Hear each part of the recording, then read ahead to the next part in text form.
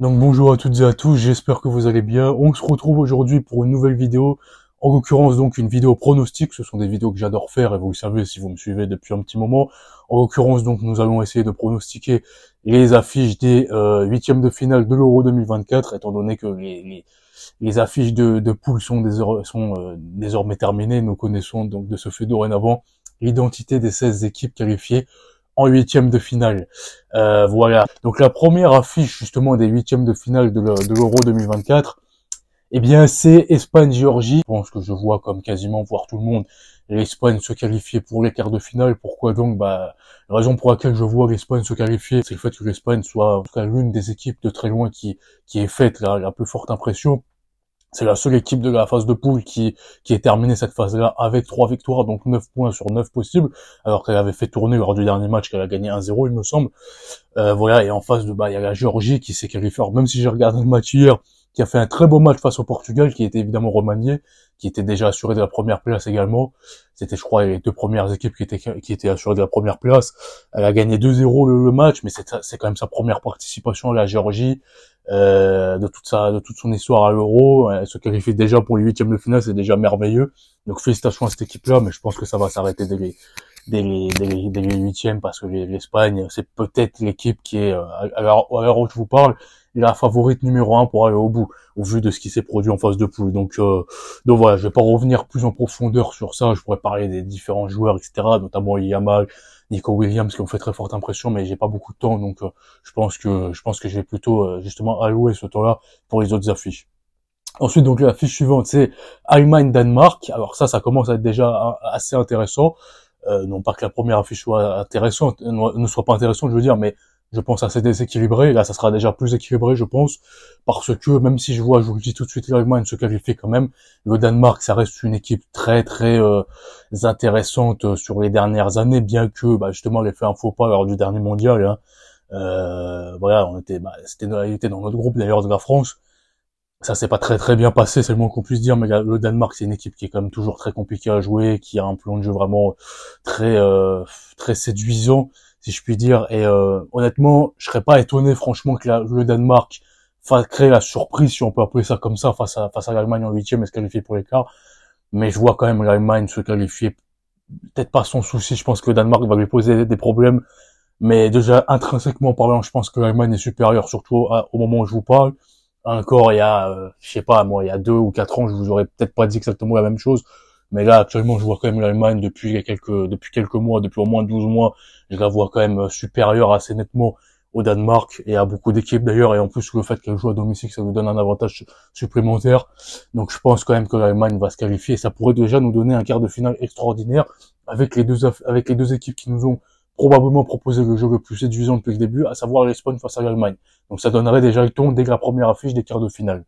Voilà, puisque à mon avis, ça serait ça serait cette affiche-là qui ouvrirait le bal des quarts. Enfin bon, on n'y est pas encore. Ensuite, Portugal-Slovénie. Alors là, je vois un petit peu à l'instar, pas au même degré hein, que l'Espagne-Géorgie, je vois quand même un favori se dégager assez nettement de cette affiche-là. En l'occurrence, donc vous l'avez compris, vraisemblablement, je parle du Portugal. Le Portugal qui, comme je l'ai abordé à l'instant, a réalisé un faux pas face à la Géorgie au dernier match de phase de poule. Maintenant, ils étaient déjà assurés d'être premiers encore une fois. C'était une équipe complètement remaniée, etc. La Géorgie jouait sa qualif, donc ça n'avait rien à voir en termes d'enjeu. Je vois le Portugal se qualifier probablement même sans souci, un peu à l'instar de l'Espagne encore une fois, même si on n'est pas à l'abri. Il y a toujours des surprises, on l'avait vu la dernière fois. La République tchèque avait battu les Pays-Bas dès les huitièmes de finale, ou même la Suisse. Bon, c'était pas exactement le même degré de différence de niveau, vous me direz. Maintenant, bon, la France quand même partait favorite, championne du monde en titre et tout à ce moment-là. Elle a été sortie face à la Suisse. Voilà, mais on va peut-être y revenir un petit peu plus tard dans la vidéo, sachant quand même que je pense que la France avait largement sa qualif et qu'elle a un petit peu fait n'importe quoi sur la fin. Mais bon, ça c'est un autre débat. Hein. Mais voilà, je pense que le Portugal va se qualifier sans trop de soucis à mon avis. La Slovénie, c'est une équipe qui a montré des choses très intéressantes. De toute façon, les équipes, si elles sont là, moi je veux dire, c'est qu'il y a une raison. Il n'y a aucune petite équipe. Toutes les équipes, ne serait-ce que pour s'être qualifiées, ça veut dire qu'elles ont proposé quelque chose d'intéressant et qu'elles ont vraiment des plus-values à faire valoir. Donc moi je ne sous-estime aucune équipe. Hein. Maintenant, bon, face au Portugal, avec l'armada que le Portugal a, à toutes les lignes sont doublées, voire même triplées certaines, etc. en termes de qualité et de joueurs qui pourraient presque postuler à une place de titulaire dans n'importe quelle équipe. Je pense que ça va être très très compliqué pour aller plus loin, même s'il y a un très bon gardien avec Yann Oblak et tout, mais bon, je pense que ça sera insuffisant. Donc je vois le Portugal peut-être même sans souci encore une fois, quoi. Et là, donc la fiche suivante, et là c'est quelque chose qui nous tient à cœur en tant que Français, parce que c'est notre équipe qui va jouer face à notre voisin de la Belgique, qui est en partie francophone, hein. Voilà, en grande partie même d'ailleurs. Donc en plus c'est le remake de la demi-finale de la Coupe du Monde 2018. On se rappelle, on s'était imposé, ça a été très très difficile. Alors là, c'est assez fun, hein, c'est assez marrant dans la mesure où ce sont deux équipes qui sont de très très bonnes équipes qui ont fait des très bons résultats sur allez, les 8 dernières années, enfin surtout en 2018 hein, de ce fait, mais parce que c'est quand même le vainqueur et le troisième de la compétition. Maintenant actuellement ça ne tourne pas très très bien pour les deux équipes, on l'a vu, hein. Ce sont deux équipes qui ont globalement vraiment raté leur phase de poule, hein. On peut vraiment le dire, que ce soit la France ou la Belgique d'ailleurs. Maintenant, et je ne dis pas ça en tant que chauvin français, mais je pense quand même que la France va se qualifier pour les quarts de finale. Je ne serais pas étonné que la Belgique nous élimine, hein. J'ai un peu peur en fait du même scénario que la dernière fois où c'était justement la Suisse qui est également elle en partie francophone, qui est également notre voisine et tout, qui nous a éliminés en huitième. Là c'est le même stade, mais je pense que justement ça va être plutôt un avantage pour la France, un avantage. Ça va être une leçon que la France va tirer de la dernière fois pour ne pas réitérer les mêmes erreurs. Donc je pense quand même que la Belgique voilà, a des très bonnes choses, mais en fait, si vous voulez, moi, ce qui me fait plus pencher pour la France, en dehors du fait que ça soit mon pays, c'est surtout que sur les derniers mois, bon bah déjà, on a failli gagner la dernière Coupe du Monde, hein, même si ça a été, voilà, même si l'Argentine a quand même complètement dominé la France et tout. Le fait est que si Colomboigny avait mis sa frappe, la France aurait été champion du monde. Moi, je suis très content en tant que fan de Messi, bien évidemment, que ça ne se soit pas produit, mais vous voyez ce que je veux dire. Voilà, la France a quand même beaucoup plus de garanties sur les derniers mois. La Belgique, elle en a fait depuis en fait la Coupe du Monde 2018. J'ai l'impression que la Belgique n'est que en fait sur la pente descendante, alors que la France pas forcément, au contraire. Hormis ce faux pas en 2021 face à la Suisse. Et justement, comme je vous l'ai dit, si elle avait fait ce qu'elle avait à faire, je pense que la France ça ne se serait pas produit. Donc honnêtement, j'ai beaucoup plus de garanties en fait du côté de la France que du côté de la Belgique. Voilà, maintenant sur un match à élimination directe, en plus c'est une nouvelle compétition entre guillemets qui commence parce que les phases éliminatoires, enfin les phases de poule et la phase de l'élimination directe, ce sont quand même deux entités relativement différentes, hein, puisque là, une phase de poule tu peux perdre un match et te qualifier quand même, la phase d'élimination directe ce n'est pas le cas. Et justement, ça favorise peut-être même un peu plus les équipes qui sont un peu outsiders, en l'occurrence je dirais la Belgique dans ce cas de figure. Mais bon, donc justement la Belgique peut très bien faire la surprise, peut créer la surprise entre guillemets, mais je vois quand même plutôt la France se qualifier pour les quarts de finale. Donc là ça nous donnerait quand même la partie haute du tableau qui est quand même assez incroyable, qui nous donnerait des affiches quand même extraordinaires, potentiellement un Espagne-Allemagne en quart et un Portugal-France. Autant dire que là on rentre dans le très très lourd. Donc la première affiche de cette partie-là c'est Roumanie-Pays-Bas. Alors attention aux Pays-Bas quand même pour justement ne pas se retrouver dans la même configuration dont je viens de parler que la dernière fois, puisque je pense quand même que la Roumanie, alors peut-être que je repense un petit peu plus à l'histoire, parce que la Roumanie à l'époque de Pelé tout ça, c'était une très très grande nation de football, hein. D'ailleurs Stan des Outsiders l'avait très pertinemment mentionné dans une de ses vidéos, mais c'est vrai, hein. Si vous regardez un peu l'histoire dans les Coupes du Monde 70 et tout ça, dans les Coupes du Monde de Pelé en fait, il a gagné en 58, 62 et 70 la Coupe du Monde. La Roumanie, c'était une des meilleures équipes du monde, hein. Elle allait vraiment loin en Coupe du Monde, dernier carré. Je me demande même si elle n'a pas joué une des finales. Oui, je me demande même si une des finales de la Coupe du Monde que Pelé a gagné, je me demande même si c'était pas face à la Roumanie, pour vous dire. Alors peut-être que c'était en 62 et que justement Pelé n'avait pas joué cette finale-là. Il n'avait même pas joué une seconde des phases à élimination directe d'ailleurs. Mais enfin bref. Mais tout ça pour dire que la Roumanie, dans l'histoire, c'est une très grande nation. Maintenant, on est en 2024, on n'est plus à l'époque de Pelé, très très très loin de là. Donc ça ne veut pas forcément dire grand-chose, vous me direz. Mais bon, et je suis tout à fait d'accord. Maintenant, je pense que la Roumanie a quand même fini première de son groupe, faut pas l'oublier. Alors même si c'était un groupe ultra indécis jusqu'à la fin, parce que c'était le groupe chemin de la Belgique et tout, mais elle a quand même fini première de sa poule devant la Belgique. Et honnêtement, je pense que ça donne un peu plus de garantie que la République tchèque qui avait battu les Pays-Bas. Donc je partirais quand même plutôt sur les Pays-Bas du coup.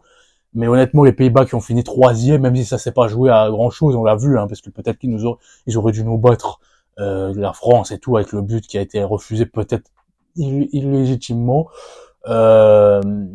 Et après, ça s'est joué à rien face à l'Autriche lors du dernier match. Donc honnêtement, les Pays-Bas auraient même pu finir premier dans la poule. Donc voilà, mais là on a quand même un premier face à un troisième, c'est quand même ça qu'on retient à la fin. Donc honnêtement, je ne serais absolument pas surpris que les Pays-Bas, surtout que les Pays-Bas ont fait une très belle Coupe du Monde, je trouve, la dernière. Ils ont failli battre l'Argentine et tout en quart. Mais je trouve quand même que sur les 2-3 dernières grosses compétitions, les Pays-Bas ont tendance quand même à plutôt décevoir. Donc et même sur les dernières années, moi honnêtement, je ne trouve pas les Pays-Bas très convaincants.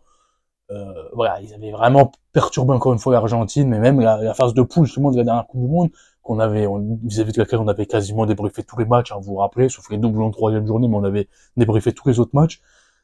Bah, honnêtement, les Pays-Bas m'avaient pas tellement impressionné. Je trouve pas que ces Pays-Bas soient si impressionnants. Je les ai trouvés beaucoup plus impressionnants en 2010 ou en 2014, par exemple, où ils ont fait respectivement finale et demi-finale de la Coupe du Monde. En plus, ça s'était joué à ça en 2010 avec Casillas qui avait fait un arrêt extraordinaire, on se rappelait tout face à Robben, il me semble. Donc voilà. Mais je partirais très légèrement quand même sur les Pays-Bas de ce fait, quoi. Ensuite, Autriche-Turquie. Alors là, c'est très indécis aussi. Honnêtement, je partirais quand même très très légèrement sur l'Autriche. Maintenant, la Turquie, c'est une équipe qui a de très très bons arguments à faire valoir encore une fois. En plus, la Turquie qui était quand même dans le groupe du Portugal, donc c'était c'était très compliqué de finir devant. La Turquie qui d'ailleurs avait joué le Portugal en phase de barrage de la Coupe du Monde. On se rappelait, je crois que c'était Yilmaz qui avait envoyé un penalty dans les tribunes, là, il avait tiré n'importe comment. Et s'il avait marqué ce but, peut-être que le Portugal aurait été éliminé dès les barrages, ne se serait peut-être même pas qualifié à la Coupe du Monde. Maintenant, il y avait quand même justice, parce on se rappelle que le Portugal aurait dû marquer, je crois que c'était contre la Serbie, Ronaldo avait mis un but qui avait été illégitimement refusé et tout, ils auraient été qualifiés direct et tout ça, donc il y avait justice pour le Portugal, quand même, faut le dire. Maintenant, la Turquie a quand même posé de gros soucis au Portugal, alors pas cette fois-ci à l'Euro où ils se sont fait balayer 3-0, hein, mais en phase de barrage. Voilà, donc honnêtement pareil, là je serais pas du tout étonné que la Turquie se qualifie pour les quarts. Maintenant, je vois quand même très légèrement l'Autriche, il faut quand même se mouiller, faut sortir une seule équipe. Donc s'il fallait sortir qu'une seule équipe, ce qui est le cas là dans cette vidéo, je retirerais l'Autriche, mais encore une fois très légèrement, quoi. Ensuite, l'Angleterre contre la Slovaquie. Alors la Slovaquie qui a fini troisième de sa poule. Alors c'était la poule E, c'était la poule de la Belgique, encore une fois. Donc là, pareil, hein, je vois quand même l'Angleterre, même si elle n'a pas montré de choses très très intéressantes, honnêtement, hein, très loin de là. Je vois quand même l'Angleterre, franchement, qui a grandement déçu, mais paradoxalement, elle se retrouve quand même dans la bonne partie en finissant première, hein. Dans sa partie elle évite tous les gros qu'on a abordés tout à l'heure. Donc honnêtement, je pense que l'Angleterre, si elle monte en régime, bah honnêtement, elle a pas une voie royale, mais elle a quand même une très belle voie pour aller jusqu'en finale. Et elle peut gagner cette compétition. On l'a vu, le Portugal a fini troisième de la dernière et elle a gagné, alors que le parcours n'avait pas été si compliqué que ça quand même et tout. Donc voilà. Donc je pense que l'Angleterre peut se retrouver dans la même configuration et monter en régime petit à petit. Il va falloir quand même montrer de bien meilleures choses qu'en phase de poule parce que ça a été très très décevant quand même. Faut quand même le mentionner. Et la Slovaquie, honnêtement, bon, il y a pas de petites équipes encore une fois, mais je pense que c'est une des équipes les plus faibles, en tout cas sur le papier, que l'Angleterre pouvait affronter pour les huitièmes. Donc il va falloir quand même profiter de ça pour l'Angleterre et celui-ci en quart de finale, sinon ça serait une énorme désillusion, faut quand même le dire. Et donc le dernier huitième de finale, c'est une très très belle affiche, très indécise, peut-être la plus indécise, entre l'Italie et la Suisse. C'est très compliqué de pronostiquer ça. Ça peut paraître étonnant pour certains, mais je mettrais une très légère pièce pour la Suisse, même si dans l'histoire du football, ça ne vaut pas l'Italie, bien sûr, quadruple championne du monde et tenante du titre du dernier Euro. Mais la Suisse, quand même, a failli passer devant l'Allemagne. Et jusqu'à la fin, c'était la Suisse qui était première de sa poule.